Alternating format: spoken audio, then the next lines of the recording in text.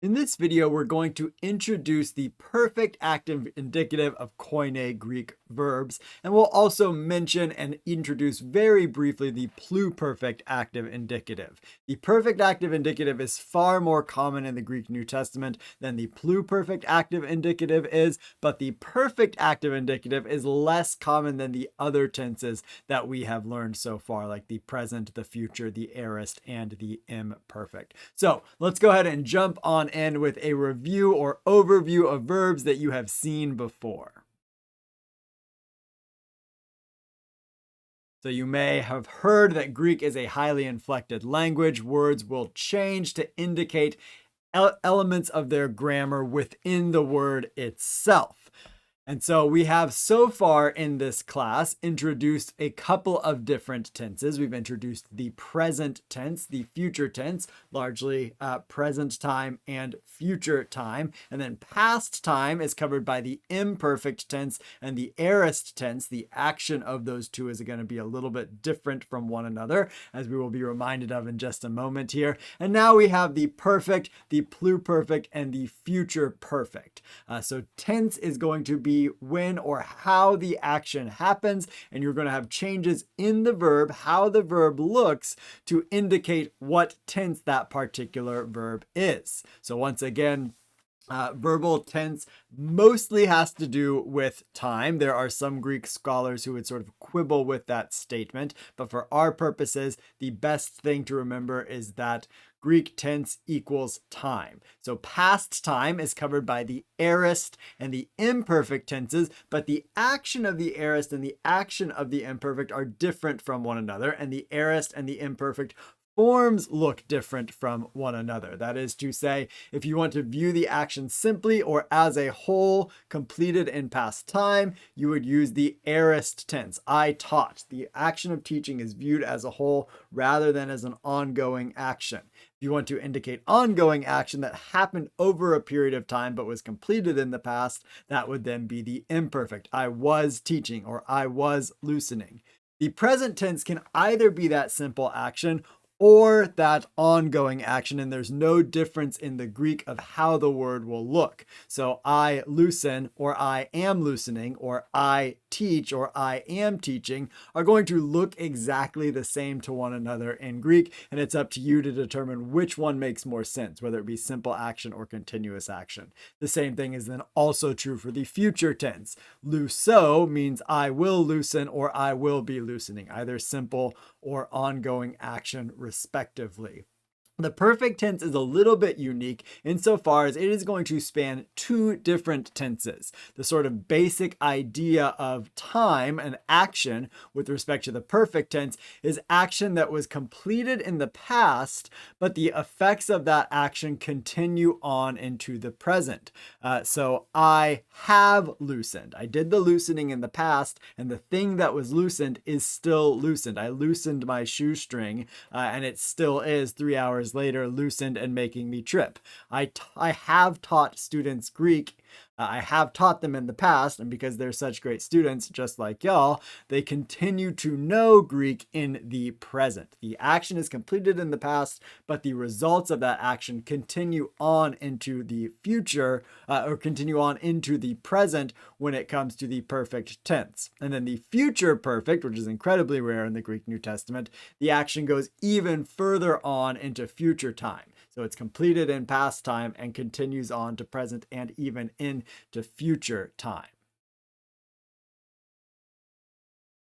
So to visualize all of this a little bit differently, the tense and action of verbs, we can do it sort of in a list form where the present active indicative, luo, can be either ongoing or simple action. I am releasing or I release. The future active indicative, the same, but with future time. I will be releasing or I will release look exactly the same in Greek. And then when it comes to past time, the ongoing action and the simple action look different from one another. Eluon for the imperfect active indicative, I was releasing. It was ongoing over a period of time in the past, versus I released, the aorist tense, which is simple action in past time. When it comes to the perfect, we're going to have past time with present results. And this is what the basic perfect form is going to look like. Lelu ka. We're going to talk about why it looks like that in just a moment here. And it's going to mean something like I have released. I did it in the past, and the releasing still has an effect into the present time. With the pluperfect, we take that all for one step even further back. I had released. I did that releasing in the past time. There were ongoing results that continued on after that initial action, but those ongoing results had ended in past time. So let's move on to the formation of verbs. We've seen this with respect to our other verb forms that we have learned, our other tenses, the present, the future, the imperfect, and the aorist. So also with the perfect and the pluperfect, we're going to have some changes to the form of the verb to indicate that it is in that particular tense. So this is what it looks like for the present and the future actives. We just have the stem, nothing added on to the beginning of the present or the future, no augment, because the augment is largely assigned to past time. Then we have the connecting vowel with or without a sigma. If there's a sigma there before the connecting vowel or before the ending, and that's going to be our sign to the future. And then those primary active suffixes, which are not these ones. These are the secondary active suffixes that are largely used for the past time verbs, the imperfect and the aorist. Past time also indicated by that augment. This is the sort of vocalic augment here in the form of epsilon. We also have the form of the augment as a lengthening of a vowel. So if a verb begins with a vowel, that vowel will lengthen to form its augment. Then we have the stem of the verb, and then the aorist morpheme in the case of the aorist, with those endings and the connecting vowel sometimes stuck on to those endings. So when it comes to the perfect, we're going to get something new that we have not seen yet. We're going to get what is called reduplication of what comes at the beginning of the stem. And we'll see the forms of this reduplication in just a second here. For one of the forms of the perfect, what's called the first perfect, we're also going to get the perfect morpheme ka. So if you see a ka stuck in the middle of a verb somewhere, you're going to be keyed off to the perfect tense, and also a reduplication is going to be your other key to the perfect tense. And then the perfect tense is also going to use those secondary suffixes that the imperfect and the aorist actives use. So learning those secondary suffixes previously is going to pay dividends now, because they are going to be used again when it comes to the perfect and also the pluperfect. So the pluperfect is similar, except it's going to sort of take that basic form of the perfect active and make a couple of changes. It's going to add an augment to that reduplication, and this is sort of an indication of the past time, because remember, the pluperfect is past action that had ongoing results, but those ongoing results ended in the past. So that augment there is still sort of a clue to everything happening in the past time. We then again have that reduplication, the stem. We have a perfect morpheme, but the perfect morpheme for the pluperfect is slightly different. Rather than ka, it's k, and then again we get those secondary endings. So one of our keys to identifying the perfect is going to be reduplication at the beginning of the word. And reduplication comes in 4 different forms, and I'm going to put them up here roughly in sort of the order of their most common to their least common. But you can expect to see all of these these forms of reduplication following the rules that are indicated here. So the first way that that reduplication happens is the initial letter, the initial consonant of a stem is repeated and an epsilon is added after it. So for example, luo gets that lambda gets repeated, reduplicated, and then the epsilon stuck in between the lambda that's reduplicated and the stem of the lambda in luo. And then you can also see that ka in there of the perfect morpheme. The second way is very similar to this, but it's a unique subset for particular consonants. That is to say, what are called aspirated consonants. They have a sort of or a sound in them. An aspirate is, like a spirit, like a sound. So they go to their deaspirated form, their sort of harder form, and then also get the vowel epsilon. So there are 3 different aspirated consonants that are going to go to their hard form and then get that epsilon. So a phi, which has a f sound, goes to a p sound. And you can notice how the difference in saying it, if you do it with me here, you get that the wind sort of blowing through your mouth versus a p sound. The sound is coming from your lips.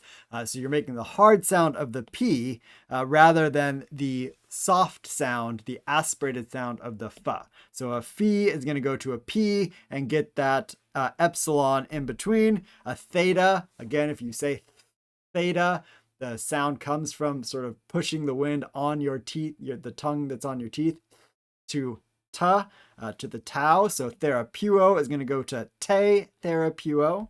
And then lastly, a chi is going to go to a kappa. So charizomai is going to go to ke charismai. So this is a unique subset of this reduplication rule for particular consonants, namely aspirated consonants. The third one here is if the initial consonant is a psi, a zeta, or a xi, or 2 consonants in a row, excluding lambda or rho, then reduplication looks just like the augment. So you don't actually get a reduplication of that consonant. You just get the epsilon stuck on there. So this complicates things insofar as you are going to start to have to not just think augment equals aorist or imperfect, because now augment may also mean perfect. It's going to be less commonly used for the perfect than it is going to be used for the aorist or the imperfect, but there are occasions, namely when a word or a stem begins with these particular consonants or 2 consonants in a row, that reduplication is simply the same thing as the augment. And then finally, and similarly to this rule, if the stem begins with a vowel, then the vowel is just going to lengthen. And this is the same thing that happens with an imperfect or an aorist tense verb that begins with a vowel, that the augment comes in the form of a lengthening of that vowel. So that's also going to happen for perfect tense verbs that are reduplicating, but their reduplicating just looks like an augment. So when you see an augment now, you need to first think imperfect or aorist, think past time, but be aware that it may also be a perfect tense if some of those other things of the perfect are there, especially that morpheme. And so what this looks like in practice, we've seen this already with respect to the past tense verbs. An alpha and an epsilon are both going to go to that long vowel eta. The omicron, the small o, is going to go to omega, the big O, and the diphthong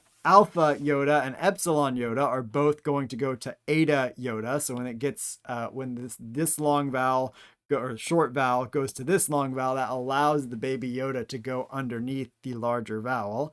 And then the alpha hoopsilon and epsilon hoopsilon are going to go to eta hoopsilon. All right, so let's take a look at what this looks like when it comes to perfect tense verbs. So our perfect active indicative is going to be that reduplication plus the stem plus the perfect morpheme plus those secondary suffixes that we have already learned. Nu, sigma, and nothing, or a movable nu, min, te, and then 2 different options here for the third person plural, eta or son. The one for the perfect is usually going to be the son or on ending. And so what this looks like with respect to the perfect is going to be ka, kas, ken, kamen, kati, kasen. And then when we get over to the pluperfect active indicative, we're going to have the same sort of stuff going on, though an added augment and a different perfect morpheme. And it's going to be elule ken, elule case, elule ke, elule kemen, elule kete, and elelu keson. You can see how that son is used over here, but there's a different sin with respect to this one here. And what is convenient about this is that it looks a whole lot like what we've already learned for the aorist active indicative as far as these endings go. They're going to sort of rhyme with each other, with the exception of lelu kasen at the end here, that you get ka kas ken, kamen kati kasen, which sounds a whole lot like practice we've already done with sa sa sin, samen sati san. So just that difference there at the very end. So it wouldn't be Greek if we didn't throw in something a little bit complicated about it. So the perfect is not entirely straightforward because there is a second perfect as there is also a second aorist. So the first perfect is going to use that ka morpheme, whereas the second aorist is going to use an a morpheme instead of ka, or the stem may change. So just like a second aorist, the stem of a second perfect may look different than the basic stem that's used for the present or the basic stem that you might think would be used for the first perfect. So it's going to look different altogether. But it's going to be translated as the first perfect, where there's no difference in translation, only a difference in form. The same is true of the second aorist, that a second aorist is translated just like a first aorist, though it just looks different. And so verbs may have either a first perfect or a second perfect, and in some very rare cases, both a first perfect and a second perfect. So again, what this looks like as to formation of the second perfect, you're going to get a reduplication of the initial stem consonant, if there's a consonant there. If it's not a consonant, or if it's a certain set of consonants, it's going to look like the augment, just in the form of the epsilon. Or if it is a vowel, it is going to do what? That's right, reduplicate. Way to go. High five. 1, 2, 3, boom. You're going to get that perfect morpheme. But in the case of the second perfect, it's not going to be ka. It's going to be alpha and then those secondary suffixes. And then, of course, if it's a changed stem rather than an alpha morpheme, this whole bit is going to be just a stem change. And that stem change may have an alpha sort of embedded in there somewhere, and it may in fact not. So what this looks like in paradigm form, here we have the first perfect with our ka, kas, ken, kamen, kati, kasen. We still have that same rhyme, a, as, en, amen, ati, asen, but we don't have that ka sound in there. You can still see the reduplication. I've highlighted it in green here as a sign of the perfect, but you don't get that same sign of the ka. So to look at some other examples of the perfect active indicative, we have here balo gets a second perfect form that's similar to other to a second aorist, just like balo gets a second aorist form. You get that reduplication of the initial consonant there, but a changed form. So bal goes to blay, and then you do have the ka, kas, ken, kamen, kati, kasen. So we have a sign to the perfect with the ka and with the reduplication, though we also have a stem change. So we'd probably still call this a first perfect insofar as we do get that ka, and we do get that we get the reduplication, but we also have a stem change there. Same thing with gnosko. The stem is built on gno, and because it begins with those two consonants, gamma, nu, it's not going to reduplicate that gamma, but instead it's going to take the epsilon as its reduplication that looks like an augment. And I want to be clear that this is reduplication. This is not called an augment, even though it looks like an augment. But we have a sign, our more clear sign that we have the perfect here is the ka here. Egno ka, egno kas, egno ken, egno kamen, egno kati, egno kasen. And then another one here, our perfect active indicative of patho, trust or persuade. We have a change in the stem. Paith goes to poith. And we don't have a ka, so this is going to be a second aorist here with the reduplication, but we still have the sound a, as, en, amen, ati, asen. And our strong clue in this case is going to be the reduplication. And then two unique forms that I'm just going to put up here to comment on, and this is what we are going to go out on, is a common verb called, that is oida, which is to know. And so this is the present active indicative form of oida, or at least we translate it as a present, though technically it's a perfect. It's using that a, as, in, amen, ati, asen. And then in the imperfect, it's using the pluperfect form. So you can see that a in there, like the k of the pluperfect morpheme. Excuse my chicken scratch there. You can see that sort of embedded in there. So this is sort of like a second pluperfect because you don't have the kappa. And you get some changes at the beginning because of the reduplication that is happening with the augment added. So these are put up there because they are common, as the word know is common. I put this up there, and it uses these unique forms. So that even though we're going to translate these as sort of a present, as an imperfect. So I know, you know in present time. I knew, you knew in past time, or you were knowing if we really want to get that ongoing action. But in this case, actually, the imperfect is translated sort of like the aorist for this verb. Lots of special rules for oida. But I put this up there so that we can recognize that these forms, while technically present or imperfect as to translation, are really using the forms that come from the perfect.